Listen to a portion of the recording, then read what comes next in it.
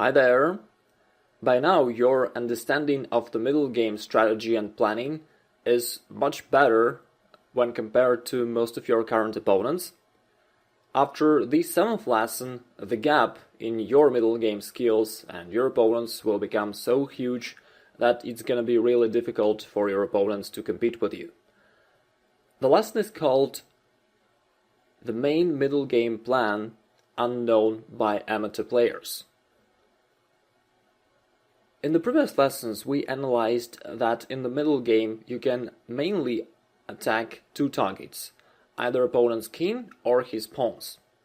Very often attack of opponent's king is impossible, and then you have to shift to the pawns. We analyzed a couple of typical middle game pawn structures where opponent had a certain pawn weakness which you could eventually attack. But what if your opponent does not have any pawn weaknesses? What should you do then? This is a really important question because actually this is the most common middle game situation and you need to know what to do then. I'm pretty sure that you have seen the plan we're going to talk about very often in the games of Grandmasters. However, it's much different to just see something and to be able to do that yourself. To be able to play such brilliant chess yourself, you need to have very good understanding of the strategy. Rest assured, you will have it by the end of this lesson. So, let's find out. This position is just for illustrative purposes. It's not a real game.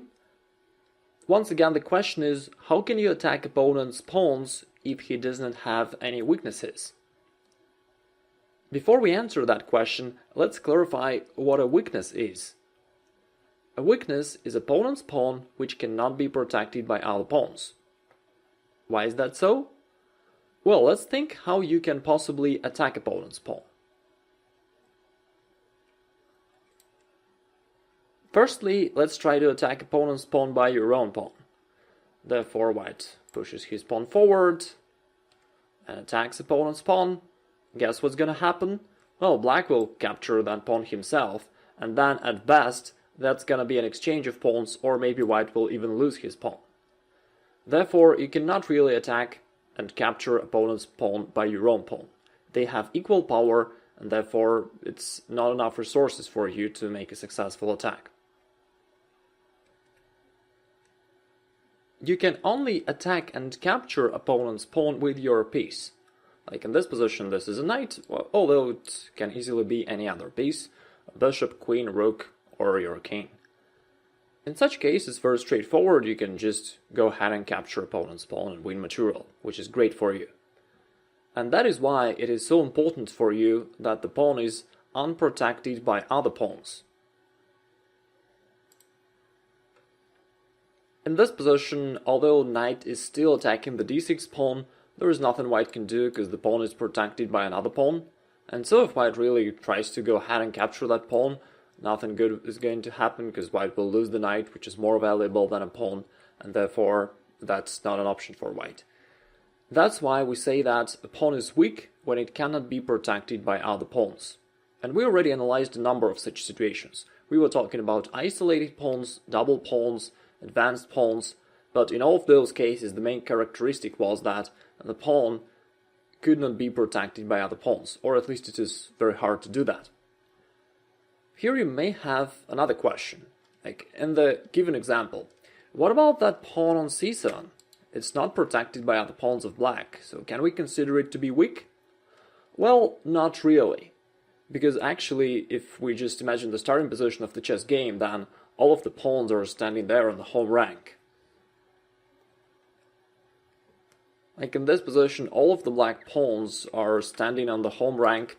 Of course, they are not protected by other pawns because by the chess rules, black cannot place his pawns on the 8th rank.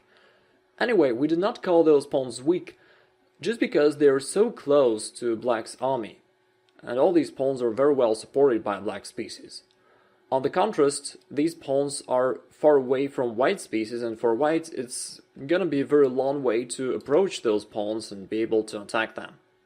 And therefore, although those pawns are not protected by other pawns, if they stand on their original square, in most of the cases they are not weak because they cannot be really attacked. To summarize, we say that the pawn is weak when it is not protected by other pawns, when there are no pawns that can protect it, and at the same time when the pawn has made at least one move. Like in this position, the d6 pawn is really a weakness and white can attack it effectively. Okay, now let's move on. So when opponent has a weak pawn, your plan is very straightforward, you can go ahead and attack it. Hopefully you'll capture it, gain material advantage, and then you'll be able to convert it into win. But what should you do if opponent does not have any weaknesses? In the original position of a chess game, your opponent has his pawns standing together and they are ready to protect each other. If your opponent is an experienced player, he will not weaken his pawns by himself and he will keep them strong, like in the current position on the chessboard.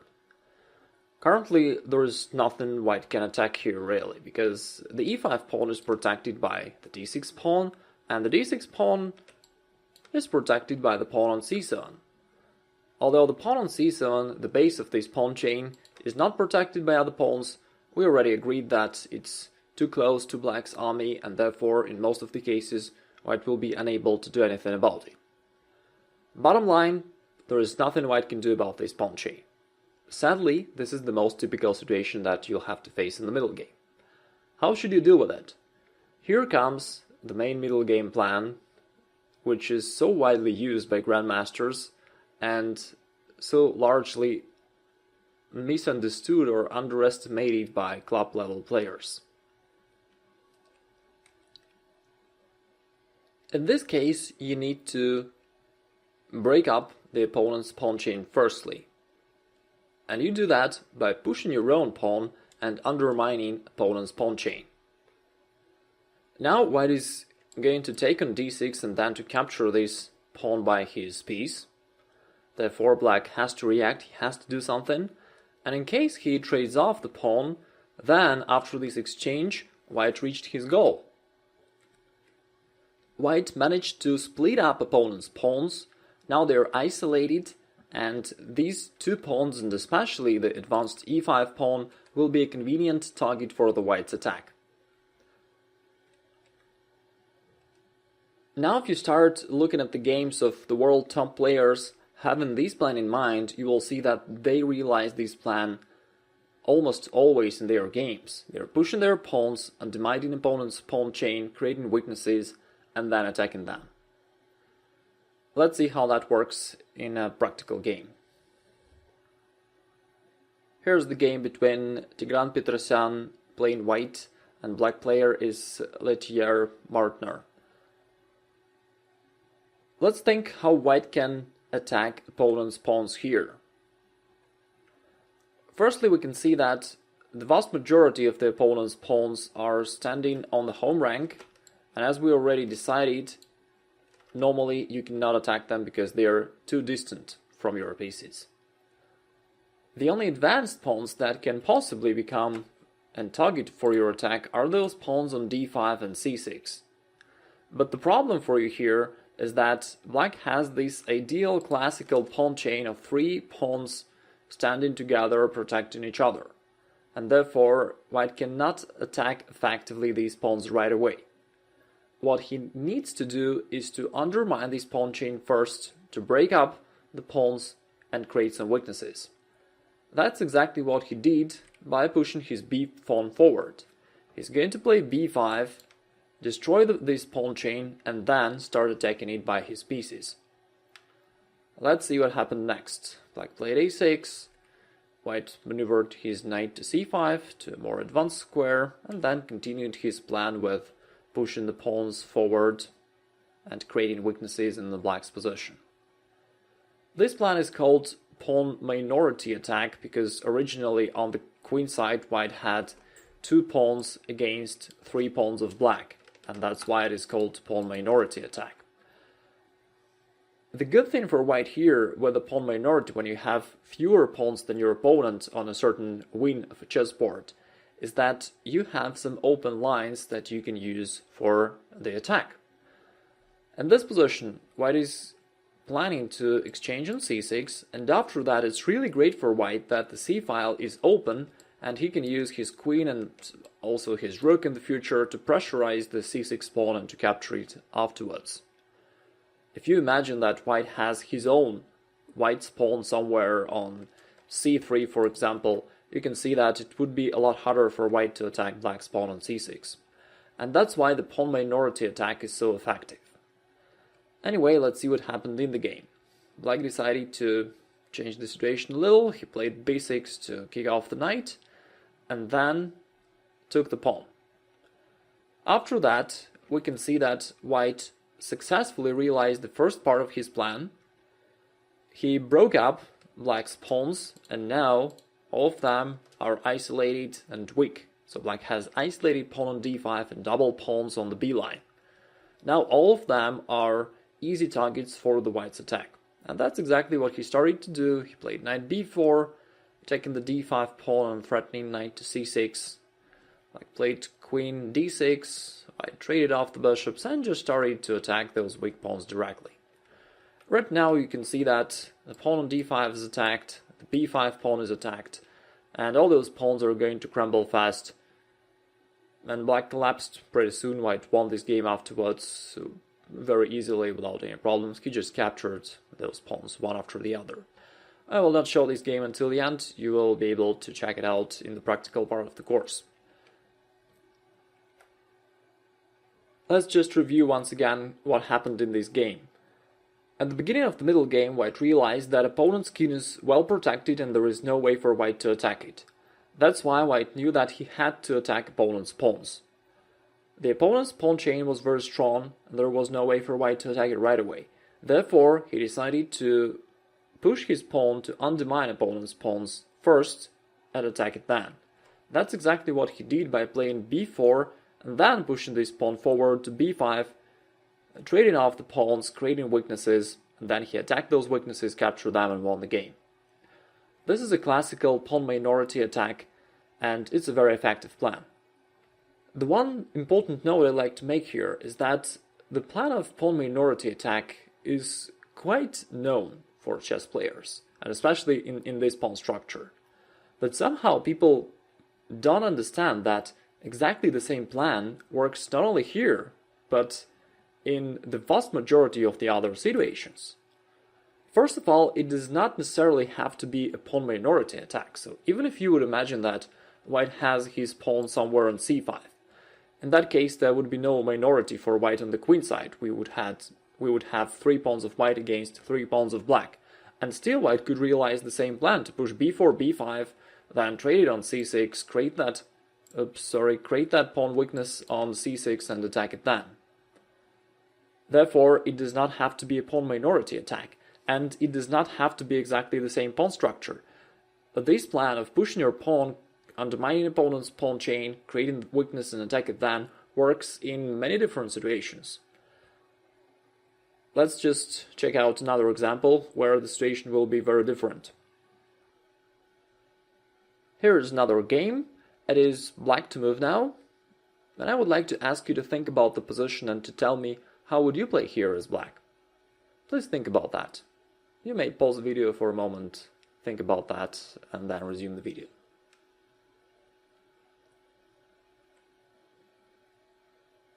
In the game, black used the same plan of undermining opponent's pawn chain. Black pushed the a pawn forward, she played a4, with the intention to destroy the white's pawn chain and create some weaknesses.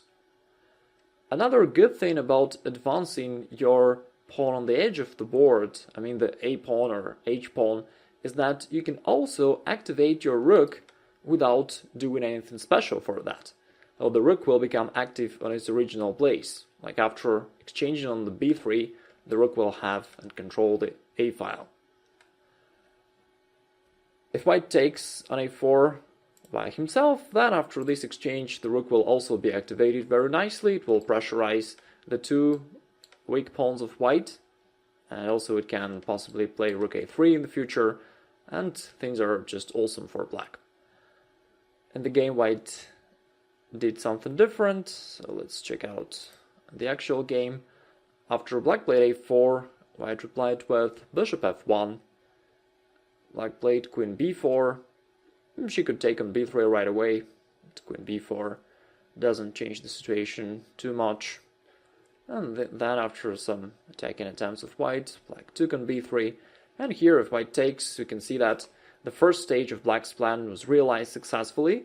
Now white has this new weakness on b3, which black can attack. In addition to that, white still has the isolated pawn on d4, which is weak. And white even pushed some pawns on the king side, and therefore he has some advanced pawns there, which are also weak.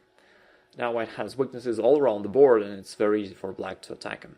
For instance, black can go rook e8, attacking the queen, and since queen has to protect the rook, they'll probably go there. And then after exchange on f5, there is a little bit combination that black can use to win the game right now. King is spotted. Its bishop takes f5, deflecting the queen from defense, and then black can capture the rook, getting decisive material advantage, and it's totally winning for black. Let's recall the starting position of this example. In this situation, black decided to go for that plan of pushing her pawn forward to undermine white's pawn chain and then attack those weaknesses. She realized this plan successfully, and white couldn't hold all of his weaknesses. There was another extra motif here. While pushing the a-pawn, black also managed to activate her rook on a8, which was another benefit for black. The last thing I'd like to mention here is that while pushing your pawn forward, like in this case when black pushed a4, the main purpose is to weaken opponent's pawns, to create those weaknesses that you can attack later on. But there is another good thing for you as well. When you push your pawn, you blockade opponent's pawn. For instance, in this position, if we just take a move back, white could eventually advance his pawn forward to a3 or to a4 in the future. And if black pushes her pawn to a4, then there is nothing white can do anymore. So these two pawns are now fixed. They cannot really move forward because the black's pawn on a4 is limiting them, and they can't really go forward that much. That's the extra benefit for black, because if the target of your attack is fixed, immobile, it's very easy for you to attack. You can bring more and more pieces, and you know exactly when this weakness is. You know that it cannot run away, your opponent cannot replace it somewhere, and you can attack it very conveniently. So far, everything sounds very logical, doesn't it? However, there is a trick here. In fact, that move a4 was not the best in the position. True, in a middle game we need to either attack opponent's king or pawns, and in this position black needs to attack white's pawns. However, no matter what your target is, you gotta be a center forward player. Do you still remember Cristiano Ronaldo? That's why, if you want to make some attack on a side, you need to make sure that you have good control over center squares first. And only once you managed to establish a good control over the central squares, only then you may start some active actions on the side. That's why in this position, the right way for black would be to firstly bring his rook in the center to make sure that black controls the center well enough, and only then black could eventually go back to that plan with pushing the a-pawn forward. For instance, black could play that move queen b4 and then play a4. So I'm not saying that the plan itself was wrong. Pushing a4 was a good idea, but it was prematurely played in the game. Because black should have prepared it, black should have placed his pieces in the center first. In the game, the black's plan succeeded, but only because white played too passively. If you imagine that white instead would start creating some troubles for black and putting his pieces in the center, then you can easily see that black would start experiencing some troubles. How can black protect that f6 pawn now? Like if black plays bishop e7, white can go knight c5, and the queen can come into e7 or maybe to e6 and start disturbing black. So you could see that black eventually could have some troubles if white would be playing better.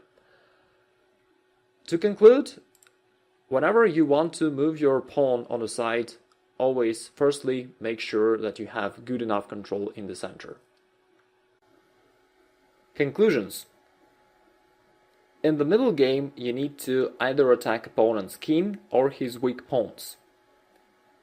If there are no weaknesses, push your pawn to undermine opponent's pawn chain. So basically, these are two main things which are guidelines for your middle game play. If there are no weaknesses in the opponent's position, you need to create them. We call a weakness a pawn which cannot be protected by other pawns. If opponent has a healthy pawn chain where every pawn is protecting each other, then you need to undermine it.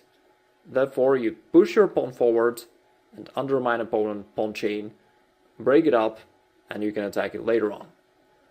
While pushing your pawn and undermining opponent's chain, you achieve two main goals. The primary goal is to create weaknesses, and the additional goal is to blockade opponent's pawns so that they cannot go forward and therefore cannot reposition themselves and make it harder for you to attack them. Congratulations! Now you know one of the main middle game plans, which is widely used by grandmasters and so much misunderstood or understood badly by club level players. Congratulations with this nice fact. Now you will be able to realize this plan yourself against your opponents and win many games easily.